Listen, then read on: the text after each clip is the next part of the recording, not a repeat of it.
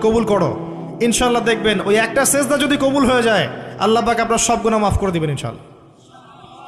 নামাজটা ছাড়েন না, যত পাপ করছেন করেন, আমি বলি নামাজ ছাড়েন না, ইনশাল্লাহ একদিন নামাজই আপনাকে পাপ থেকে বের করে আনবে ইনশাল্লাহ।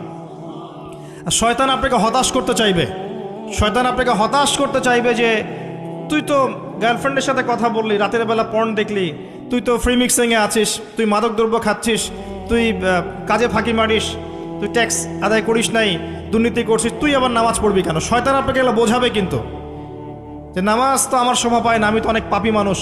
এই ধোকায় পা দিবেন না, আপনি নামাজ কন্টিনিউ করতে থাকেন, ইনশাল্লাহ আল্লাহ পাক আপনাকে পাপ থেকে বের করে আনবেন ইনশাল্লাহ। ওই নামাজটা যদি ছেড়ে দেন তাহলে আর কোনো হাতিয়ার বাকি থাকবে না। আর আপনি যত পাপ করেন না কেন মায়ুস হবেন না, মন ছোট করবেন না। আপনার একটা সেজদা, যে সেজদা আপনি চোখের পানি ঢেলে দিয়েছেন আল্লাহর কাছে,